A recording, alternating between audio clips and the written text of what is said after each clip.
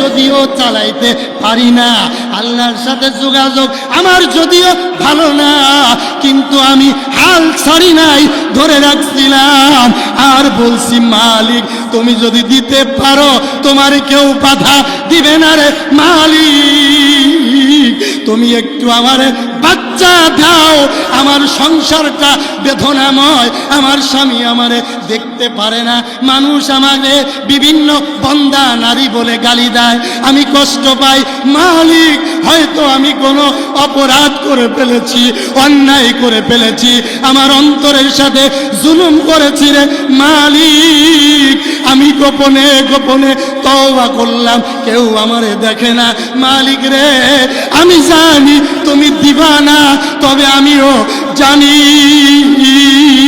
আমার মালিক আর রহমানির রহিম, আর রহমানির রহিম, আমার মালিক ইচ্ছা করলে আমারে বাচ্চা দিতে পারে। মুনাজাত ধরলাম রে মালিক তুমি আমারে একটি মাত্র বাচ্চা দাও।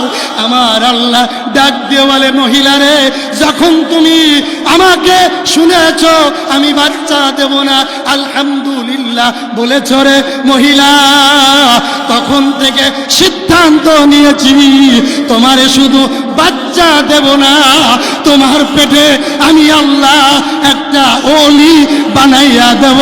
জোরে কোন আল্লাহু আকবার। ইয়া আদামা উসকুন আনতা ওয়া যাওজুকাল জান্নাত। আদম আলাইহিস সালামের ব্যাপারে অনেক কথা আসছে। আমাদের আদি পিতা ওনাকে শয়তানে ধোঁকা দিছিলেন, ঠিক কিনা?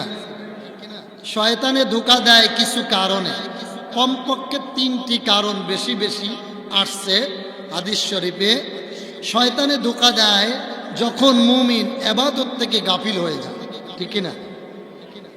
মানুষের ভিতরে অহংকার আসে, মানুষ যখন পাপী মানুষের সাথে চলাফেরা করে তখন মানুষকে শয়তানে গ্রাস করে।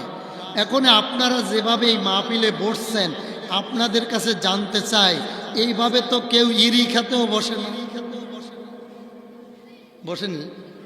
ইরি খাত বোঝেননি? ধান খাত। আমার বাড়ি যশোর।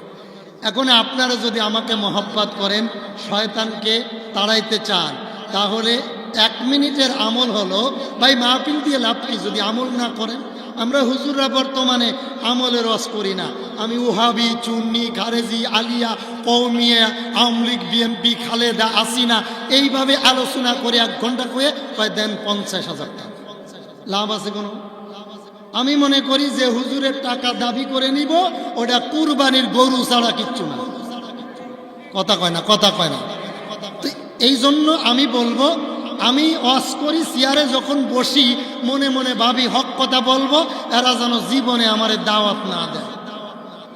কথা কয় না, কারণ রিজিকের মালিক আমি হক কথা বলবো, এইখানে দাওয়াত হবে না কিন্তু আশেপাশে হবে।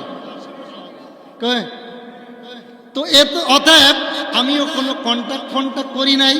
হ্যাঁ, আমার একটা মাহফিল আছে সৈয়দপুর, বলছে হুজুর আপনার আগে আপনি কিছু টাকা পাঠাই দিই, আর নয় বিমানে আসবেন টিকিট দিই।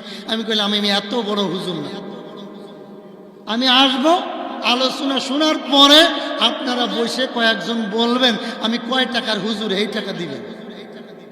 কথা কয় না, কথা কয় না।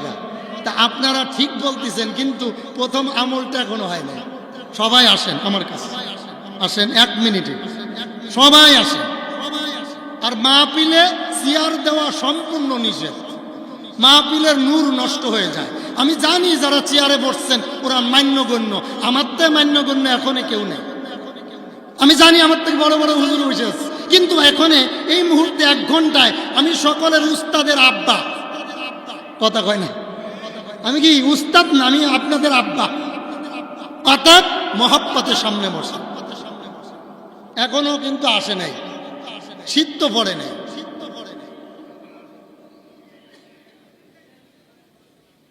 কি আপনাদের আলাপ